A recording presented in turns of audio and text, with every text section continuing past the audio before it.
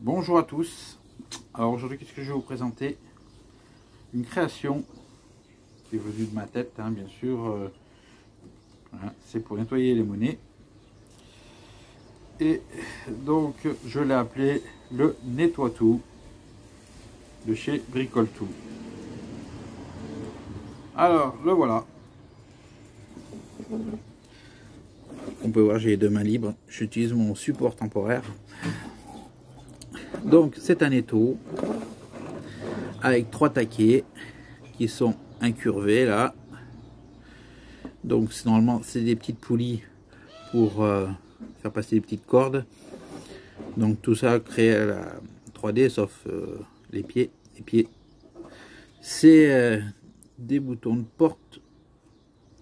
C'est des boutons de porte qui sont un certain poids, ça fait que ça reste stable, ça va pas se naviguer à droite à gauche. Donc ici une molette pour serrer l'étau. La particularité de cet étau, super pratique pour moi je trouve, après chacun en pense ce qu'il veut, c'est que dans cette partie là vous allez pouvoir nettoyer, pour ainsi dire, tous les monnaies, certains objets qui sont ronds ou pas ronds. De toute façon, presque tout va rentrer là-dedans. Et même si vous ne pouvez pas les faire rentrer là-dedans, vous avez cette partie ici. De toute façon, vous allez mieux comprendre en image. Allez, je vous montre. Donc, le Nettoie-Tout. Vous voyez, toute petite pièce de 1 centime d'euro. Alors 1 centime d'euro, qu'est-ce qui se passe? C'est que elle est aussi petite qu'une 2 centimes de Napoléon. Alors pour les nettoyer, et des fois à la main, si vous faites à la main, c'est galère déjà avec les Napoléons classiques. Tenir une monnaie à la main, c'est un peu dur. Alors, je regarde pas ce que je fais. Donc là, ce qui se passe, c'est que grâce à mon système, on prend la monnaie, on la glisse là, tac, on serre,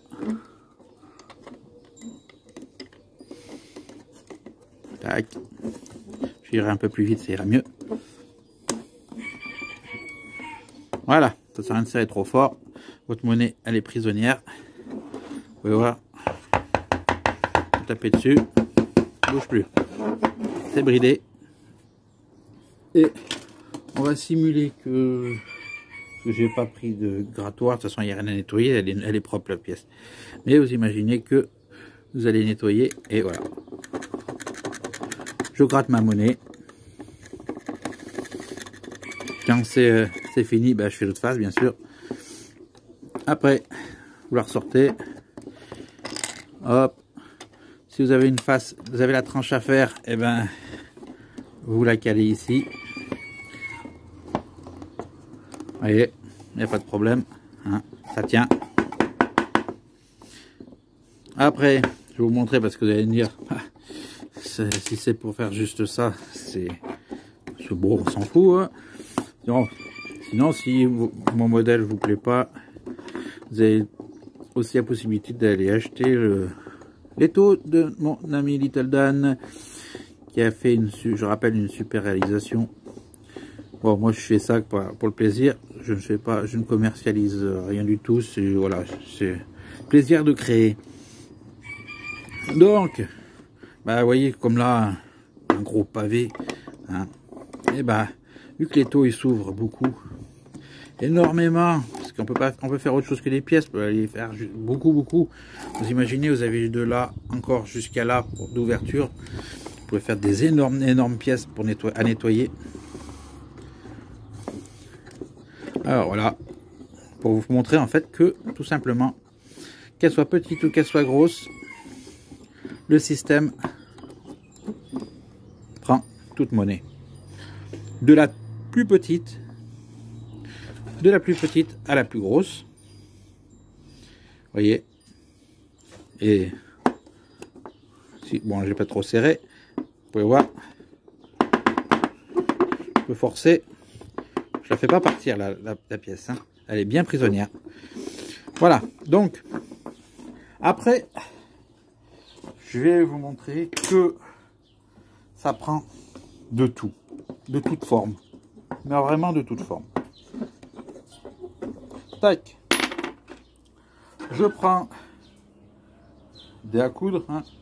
C'est conique, hein. Donc si c'est conique, ça va glisser. Donc si ça va glisser, on va être embêté. Alors hop, je l'avance par là, ça ira plus vite.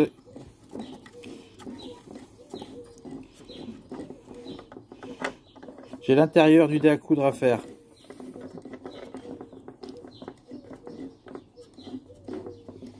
Je le pose là dans les trois supports et vous voyez, ça tient. Bon, je peux travailler sur l'intérieur de mon dé à coudre à bien le nettoyer, bien le gratter. Après, je peux faire aussi dans l'autre sens. Seulement dans l'autre sens, je vais être embêté dans le sens que là où j'ai le support, je suis sans arrêt en train de tourner. Alors ce que je fais, c'est là qu'intervient l'autre face. J'ouvre mon étau.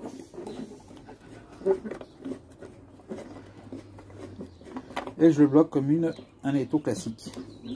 Et là, je peux gratter tranquille et juste à faire, vous voyez, même sans trop faire serrer, sans desserrer la vis, je peux le tourner.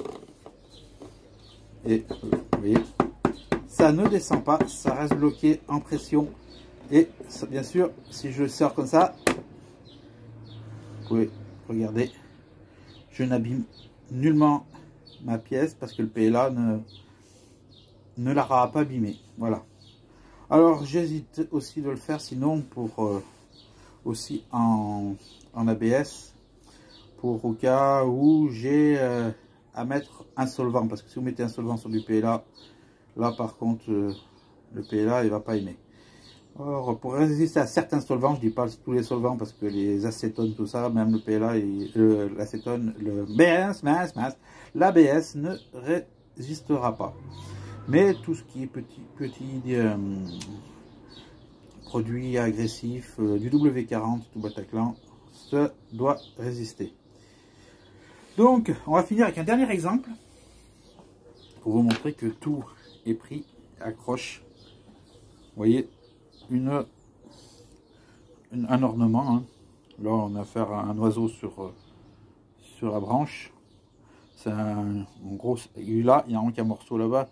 C'est un ornement de meubles. Souvent, on trouve ça sur les hauts des meubles en décoration en frise. Donc, vous la nettoyez. Qu'est-ce que vous faites? J'ai tellement l'habitude d'avoir le truc en main que prendre l'habitude comme ça. Bah, je prends comme ça, vous voyez, je le pose là. Et mon support, voilà, va épouser la pièce. Vous voyez.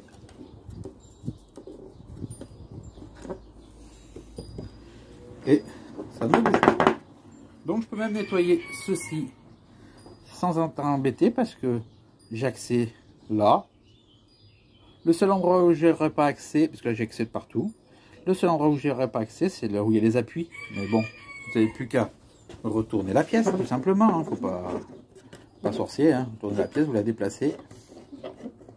Voilà, et puis sinon, si vous voulez pas utiliser la partie avec les taquets, vous pouvez toujours la coincer ici. On en revient à la même chose et vous êtes tranquille. Alors vous allez me dire, oh, il a choisi sa pièce de toute difforme pour qu'elle rentre dedans. Ben, je vais aller vous trouver un autre exemplaire de quelque chose qui n'a rien à voir avec ça, mais qui est quand même pas rond, pas carré. On va voir ce que je peux trouver. Donc j'ai pris, on trouve souvent ça, clé de tonneau, donc c'est rond mais c'est courbé là. Là c'est tout difforme. Alors on va tester, voir. Hein. Si je n'ai pas testé avant, c'est pour voir comment je peux l'installer. Et ben comment je vais l'installer? Ben, je peux l'installer comme ça.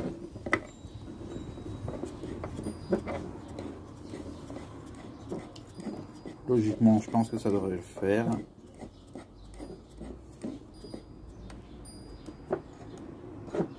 Voilà, vous voyez, il est installé là. Je peux y travailler sur toute sa hauteur, à l'intérieur du trou, du bec, du bec du robinet. Voilà. Et puis si je travaille dans l'autre sens, et ben voilà, hein, je tourne. Je le mets dans ce sens-là. Voilà, et je travaille dans ce sens-là. Qu'est-ce que je peux vous montrer? Voilà, quelque chose qui n'a rien à voir avec les objets à nettoyer, mais pour vous montrer en fait toute la taille que ça peut prendre. C'est-à-dire, je vais essayer de voir si je peux rentrer cette bouteille. Ah, vous la voyez pas là, ça a tapé dans le truc. Allez, on va voir ça. Alors, la bouteille était trop grosse quand même. Bon, vous voyez quand même la taille que fait une batterie de perceuse sans fil. Et ben, ça attrape la batterie sans fil. Donc pour vous dire que ça fait une grande mâchoire, vous pouvez nettoyer un grand objet. Ça, c'est pas de souci, vous voyez. Voilà. Sur ce, ben, si cette vidéo vous a plu, ben, tant mieux. Si vous avez des questions, n'hésitez pas. Si vous avez des demandes, je sais pas quoi. Ouais, je sais pas. Voilà, je peux vous répondre à ce qui m'est possible de pouvoir vous répondre. Voilà. Alors, n'hésitez pas de mettre un pouce en l'air si vous avez aimé. Je ne répète plus pour les pouces en bas, je l'ai dit dans une autre vidéo avant. Je ne vais pas me rabâcher. Et puis, ben, je vous souhaite bonne continuation, bonne détection. Allez.